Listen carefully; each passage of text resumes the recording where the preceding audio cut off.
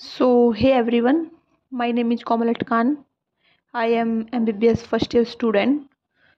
जैसा कि आपको पता है हमारे फाइनल ईयर एग्ज़ाम चल रहे हैं, उसमें से हमारा एक पेपर हो चुका है एनाटमी का। तो मैं आपको कुछ बताना चाहूँगी, लाइक हमारे पेपर का पैटर्न कैसे होता है और इसमें किस किस तरह से क्वेश्चन आते हैं। ठीक है, तो हमारा पेपर ना ऐसे दो पार्ट्स में होता है, पेपर ए और पेपर बी। तो पेपर ए में आता है पार्ट 1 और पार्ट 2। पार्ट 1 में हमारा हेड नेक, एम्ब्रियोलॉजी, हिस्टोलॉजी और जनरल एनाटमी ये इंक्लूड कर रखी है। और ऐसे ही हमारा जो पार्ट 2 है उसके अंदर brain, spinal cord, upper limb, embryology और जनरल हिस्टोलॉजी ये इंक्लूड की हुई है। ओके, ऐसे ही हमारा पेपर सेकंड जो पार्ट पेपर बी है उसमें पार्ट 1 पार्ट 2 सेम ऐसे ही होता है, बस इसमें चेंज आएगा कि इसमें पार्ट 1 है जो उसके अंदर हमारा एब्डोमेन और पेल्विस है। Second one is general embryology, then histology और एक एटकॉम। ये इससे क्वेश्चन आते हैं, इससे एक क्वेश्चन आता है। देन पार्ट 2 में हमारा thorax, lower limb, embryology, histology और एक क्वेश्चन ऐसे ही प्रिंसिपल ऑफ जेनेटिक्स से आता है।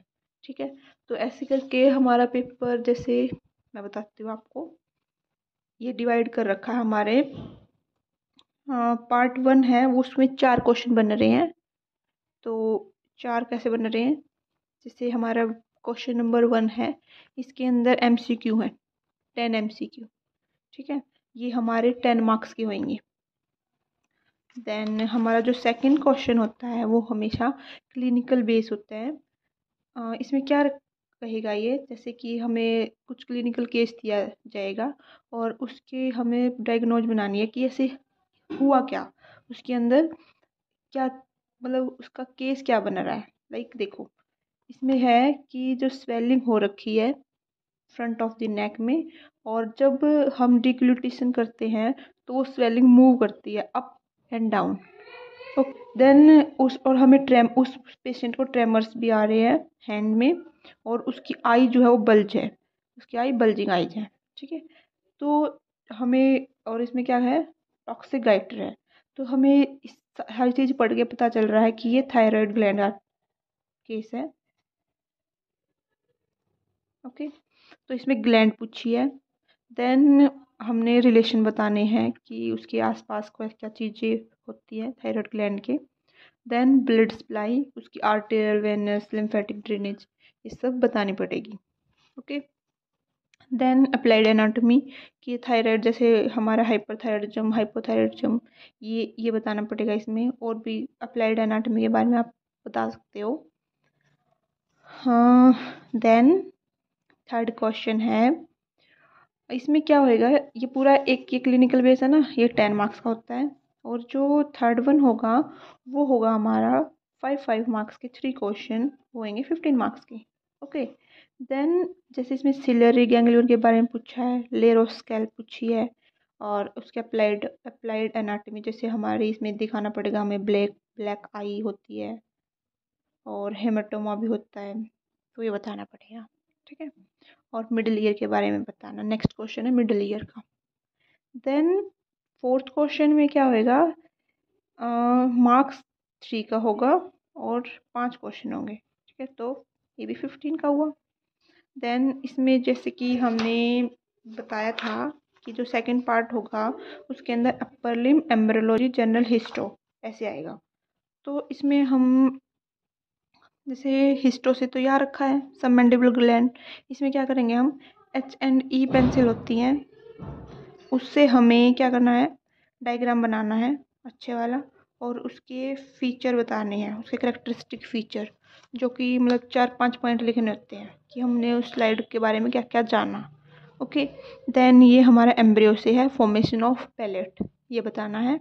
देन एंड आर्टरीज और किसलबैक प्लेक्सिस, मैंडिबुलर नर्व, ऐसे कर करके हमें पूरा पूरा पार्ट ए कंप्लीट करना है। ओके, देन हमारा ये ऐसे ही पार्ट 2 है, सेम है। पैटर्न सेम है, जैसे हमारे पहले 10 MCQ होंगे। देन इसमें हमने क्या करना है, जैसे उसमें क्लिनिकल केस था, इसमें डायरेक्ट पूछ रखा कि मीडियन नर्व के बारे में बताना हमें। तो मीडियन नर्व की फॉर्मेशन और ब्रांचेज और अप्लाइड एनाटॉमी में तो जैसे कि हमारा कार्पल टनल सिंड्रोम है, ये आ जाएगा। उसकी ब्रांचेज बतानी है, जैसे वो फ्लेक्जन कंपार्टमेंट को सप्लाई करती है, उसका पूरा डायग्राम बनाना पड़ेगा हमें। और उसके कोर्स फॉर्मेशन कहाँ से होती है, जैसे वो C5 to T1 होती है, तो ये बताना पड़ेगा। ठीक है, ऐसे ये पूरा का पूरा एक क्वेश्चन हमारा 10 मार्क्स का होगा, और ये हमारे MCQ भी 10 के होंगे। देन हमारा 7th क्वेश्चन, इसमें क्या होगा, 5 मार्क्स के 3 क्वेश्चन होंगे जो कि 15 मार्क्स के हो जाएंगे। जैसे इसमें पूछ रखा है सेरेबुलर डिसफंक्शनिंग के ऊपर बताना क्वेश्चन, स्पाइनेशन प्रोनेशन ये पूरा एक्सप्लेन करना है। देन ब्रेकियल प्लेक्सिस, ये पूरा का पूरा हमें एक्सप्लेन करना पड़ेगा, और इसके अंदर जैसे अब्स, पैरालिसिस, क्लम्स और हॉर्नर ये सारी बतानी पड़ेगी। ठीक है, देन हमारा लास्ट वन क्वेश्चन बनता है रीजनिंग का, कि हमें रीजन देना होगा कि ये चीज़ हुई है तो हुई क्यों है। जैसे इसमें पूछा है कि लिटिल फिंगर है जो कि पूरी की पूरी इसके अंदर इंजरी हुई है, और हाइपोथिनार एमिनेंस है ना, वो पूरा का पूरा इंजर्ड है, और उसकी मसल सप्लाई बतानी पड़ेगी हमें। जैसे ये हाइपोथिनार ये वाला रीजन होता है ना, और ये हमारी इसमें इंजरी हो रखी है, तो इसकी मसल बतानी पड़ेगी कौन सी इन्वॉल्व होती हैं। तो ये ए पार्ट है। बी पार्ट में क्या है कि हमारी जो पोस्टीरियर वॉल है टिम्पैनिक कैविटी की, एक 68-year-old पेशेंट है, उसमें क्या हुआ, ट्यूमर हो गया उस बोनी वॉल में। देन हमें उसका क्या बताना है, रूफ और फ्लोर ऑफ टिम्पैनिक कैविटी, इसके बारे में बताना पड़ेगा। ठीक है, और लास्ट थर्ड है हमारा न्यूरोलॉजी क्लिनिक बेस पे मिलेगा हमें ये, कि उसमें जो पेन और टेम्परेचर सेंसेशन लॉस हो चुकी है ipsilateral side of the face, और ऐसे ही हमने ये केस सॉल्व करना है।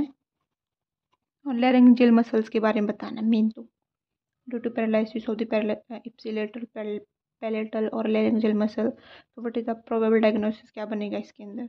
ओके, देन हमारा जो है शोल्डर रीजन के अंदर एक कोविड वैक्सीनेशन कराई किसी ने, और उसमें एबडक्शन हो ना जो आर्म का, वो नहीं हो पा रहा है, उसमें पेन हो रहा है, और उसकी जो क्यूटेनियस सेंसेशन है वो लॉस हो चुकी है back of the arm, arm की जो बैक साइड है उसमें सेंसेशन मिल ही नहीं रही उसको।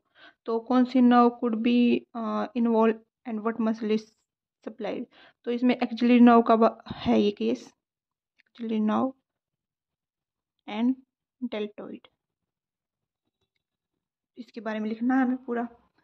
Then last one is this nerve box, nerve box जैसे यहाँ पे बनता है, यहाँ पे, तो उसके बारे में बताना हमें। ठीक है, तो इन सब में हमें एक चीज़ क्या याद रखनी है, सबसे पहले कोई भी हम क्वेश्चन सॉल्व कर रहे हैं तो उसका डायग्राम मस्ट, डायग्राम तो बनाना ही बनाना है, उसके बाद हमें उसका एक्सप्लेन करना है। और डायग्राम बनाते टाइम हमें क्या चीज़ें याद रखनी है, जो हमारी मसल होती है ना, इसमें कलर कोडिंग होती है, मसल होगी वो हमारी बनेगी ब्राउन कलर से, ब्राउन कलर से। ठीक है, और नर्व होगी वो हमें बनानी है अपनी येलो से। देन जो आर्टरी होगी वो है रेड से, और जो वेन होगी वो बनानी है हमें किससे, ब्लू कलर से। ओके, और जो लिम्फ नोड्स होंगी वो बनेगी पर्पल से। तो ये थोड़ा सा ध्यान रखना कि डायग्राम बनाते टाइम हमें ऐसे कलर कोडिंग दिखानी पड़ेगी, क्योंकि हर एक चीज़ की ना अलग अलग कोड दिए गए हैं एनाटॉमी में, तो उसको थोड़ा सा ध्यान रखना। ठीक है, देन ऐसे ही हमारे पेपर सेकंड के बारे में डिस्कस करेंगे हम। जैसे पेपर 2 में मैंने बताया था एब्डोमेन एम्ब्रियो हिस्टो एटकॉम ये आता है, और थोरैक्स पार्ट 2 में lower limb embryology, histology, principle of genetics ये आएंगी। ठीक है, तो जैसे हम देख रहे हैं यहाँ पे पेपर 2 है हमारा, ये 100 मार्क्स का होगा। ऐसे ही सेम जैसे पेपर ए में था, तो 10 क्वेश्चन आएंगे फर्स्ट पार्ट में, ये आएंगे हमारे MCQ बेस्ड। देन इसमें क्लिनिकल केस दिया है, इसको हम पूरा पढ़ते हैं तो इसमें हमें क्वेश्चन मिलता है कि ये अपेंडिक्स के ऊपर है, जो हमारे वर्मीफॉर्म अपेंडिक्स होती है ना, उसका क्वेश्चन है। तो उसमें मैकबर्नी पॉइंट के बारे में पूछा है। मैकबर्नी पॉइंट जैसे आपको पता है, मीडियल 2/3 एंड लेटरल 1/3 साइड पे होता है। जो अम्बलाइकस है उससे ASIS की साइड जब चलते हैं तो यहाँ पे मैकबर्नी पॉइंट बनेगा। तो उसके बारे में हमें पूरा एक्सप्लेन करना है इधर। सेकंड है सिक्कम की लोकेशन हम कैसे बताएंगे पेशेंट के अंदर, वो बताना है। एंड मैं मोस्ट कॉमन मतलब मोस्ट कॉमन अपेंडिक्स की लोकेशन कौन सी होती है वो बताना है। और फिर उसके पैटर्न रेफर्ड पेन बताना अपेंडिक्टाइटिस में रेफर्ड पेन कैसे होता है। तो ऐसे ही पूरा का पूरा एक क्वेश्चन 10 मार्क्स का होगा। देन हमारा जो थर्ड वन है उसके अंदर सेम हिस्टोलॉजी आएगी लार्ज इंटेस्टाइन की। फिर रिलेशन लिखने हमें किडनी के, राइट किडनी के। फिर हमें बताना है हैंडलिंग ऑफ द कैडेवर, कि हम कैडेवर को हैंडल कैसे करेंगे डाइसेक्शन हॉल में। तो ये एटकॉम के अंदर आता है, जैसे इसमें था ना यहाँ पे ये एटकॉम का, तो ये एटकॉम का क्वेश्चन है ये, ठीक है। फिर हमारे क्या है fourth one, monozygotic twin identical क्यों होते हैं ये बताना है। Then origin of blood supply of the testes occur from abdominal aorta। Then anatomical basis of the direct inguinal hernia कैसे होता है, उसका एनाटॉमिकल बेसिस क्या है ये बताना है। Then tributaries of inferior vena cava, inferior vena cava vein है ना यहाँ पे, तब ये ब्लू कलर से बनानी है, उसकी ट्रिब्यूटरीज बतानी है, इसकी बहुत सारी ब्रांचेज होती हैं, ओके।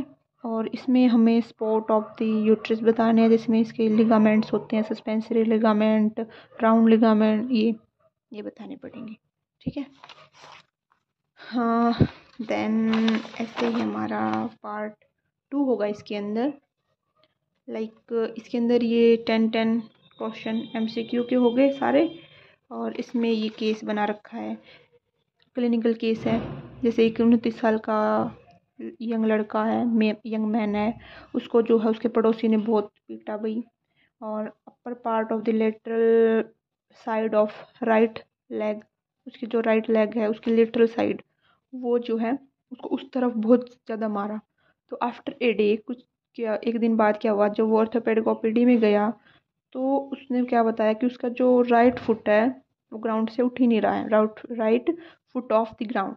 ही वाज वो वॉक तो कर पा रहा है किस पे, वो भी उसकी टोज पे, ऐसे उसकी टोज पे वो वॉक कर रहा है राइट साइड में। तो ये पूरा का पूरा केस जब हम पढ़ेंगे ना, तो हमें इसमें क्या बताना है, एनाटॉमिकल स्ट्रक्चर कौन सी इन्वॉल्व है, जैसे कि इसके अंदर होती है हमारी पेरोनियल नाव इंजरी है ये। फिर उसकी कोर्स और डिस्ट्रीब्यूशन कहाँ कहाँ वो फैली हुई है। हाँ, देन हमारा क्लिनिकल कंडीशन कौन सी है, ये जैसे फुट ड्रॉप है, तो पूरा एक्सप्लेन करना होता है हमें, ओके। और डी है हमारा वेल लेबल डायग्राम बनाना हमें, sensory distribution dorsum of the foot की, उसकी जो सेंसरी सप्लाई है वो पूरी बतानी पड़ेगी हमें फुट की। देन 7th क्वेश्चन हमारा माइक्रो एनाटमी ऑफ मिडोसफेगस, ये फिर से वही हमारा इससे हिस्टो से आ गया। ग्रेट सेफेनस वेन के बारे में बताना है। न्यूमेरिकल एबनॉर्मलिटीज ऑफ क्रोमोसोम, इसके अंदर जैसे आप डाउन सिंड्रोम के बारे में बता सकते हो, लिनफेंटर सिंड्रोम के बारे में बता सकते हो, और एक और था टर्नर, इसके बारे में आप बता सकते हो, ठीक है। फिर 8th जो कि लास्ट है हमारा, जैसे यहाँ पे तो ये 5 मार्क्स के 3 क्वेश्चन थे तो 15 मार्क्स के, और जैसे ये था हमारा क्लिनिकल केस, ये 10 मार्क्स का, और ये यहाँ पे तो हो ही गया 10 मार्क्स का। देन ये 3 मार्क्स के 5 क्वेश्चन, ये 15 मार्क्स के हो जाएंगे। तो जैसे यहाँ पूछ रखा left dominance of the heart बतानी है, और फिटल सर्कुलेशन बताना है। लॉकिंग ऑफ नी, इसमें हम कह सकते हैं जो हमारी फीमर है उसका मीडियल रोटेशन होएगा ऑन टीबिया। और इसके अंदर आप मसल्स के नाम बताओगे कौन सी मसल इन्वॉल्व होती है, तो क्वाड्रिसेप फेमोरिस इसके अंदर ये इन्वॉल्व होती है। फिर कॉस्ट ऑफ रनिंग एंगल है अगला क्वेश्चन, इसके इंपॉर्टेंस बताने हैं। ट्रैकियोसोफेगल फिस्टुला कैसे बनता है, ये क्यों क्या होता है, ये बताना पड़ेगा। ठीक है, तो कंप्लीट ऐसे क्वेश्चन हमें सॉल्व करने हैं। तो हमारा पेपर 1, 2 हमने दोनों के दोनों एक्सप्लेन किए हैं, कैसे क्या कैसे कैसे क्वेश्चन आते हैं इसके अंदर, आप देख सकते हो। और ऐसे इसमें पार्ट 2 हो गया, इसमें ये पेपर बी। ओके, और सेम है यार, ये भी 100 मार्क्स का है और ये भी 100 मार्क्स का है। ठीक है, तो इसमें मेन चीज़ क्या है कि जैसे हमारे पेपर 1 और पेपर 2, ये 2 क्वेश्चन होते हैं, 2 पेपर होते हैं, ये 100 मार्क्स के होंगे और दोनों को मिला के 200 मार्क्स, और इनमें से हमें 50% स्कोर सिक्योर करना पड़ता है। और अगर आपके 50% से मार्क्स कम है तो आपकी फिर सप्ली लगती है और उनके पेपर फिर बाद में होते हैं। तो होप सो आप अच्छे से पढ़ाई करो और सप्ली ना आए, और दुआ करना मेरे को भी ना आए यार। बाकी देखते हैं रिजल्ट क्या होता है। और पेपर बस एक याद रखना, कलर कोडिंग का बिल्कुल ध्यान से करना, कैसे क्या करते हैं। और डायग्राम, डायग्राम तो anatomy is all about diagram.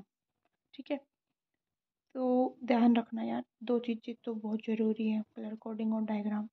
और जब भी क्वेश्चन को आप सॉल्व करोगे तो सबसे पहले आप यहाँ क्वेश्चन 1 ऐसे करके आंसर, और यहाँ पे सबसे पहले डायग्राम बनाओ बढ़िया सा, ठीक है, अच्छा सा। फिर उसके बाद यहाँ पे उसको एक्सप्लेन करना शुरू करो, ऐसे होता है। ये नहीं है कि आप पूरा पहले उसको एक्सप्लेन कर रहे हो फिर उसके बाद में आप डायग्राम बना रहे हो, ऐसा नहीं होना चाहिए। आप पहले उसका डायग्राम बनाओगे देन उसको एक्सप्लेन करोगे। ठीक है, तो ये सब था हमारा एनाटॉमी के पेपर का जो भी पैटर्न आता है, तो ये थोड़ा सा आप देख लेना। Okay, then thank you. और वीडियो अच्छी लगी तो मुझे बताना यार कमेंट सेक्शन में। मेरा मतलब पहली बार ही मैंने ट्राई किया कुछ स्टडी से रिलेटेड, कैसे क्या होता है। आप एक बार और देख लो ये पेपर, कुछ रह गया हो तो। बाकी मैंने जितना मुझे पता था वो मैंने बता दिया है। ऐसे ये पेपर 1 है, ठीक है, और ऐसे ये। ओके, देन मिलते हैं नेक्स्ट वीडियो में। अगर आपको ये अच्छी लगे तो फिर मैं फिजियो के पेपर डिस्कस करूँगी, बता देना आप करना या नहीं करना है। By the way, thank you so much. पढ़ते रहो, आगे बढ़ते रहो। Bye bye, take care, Tata.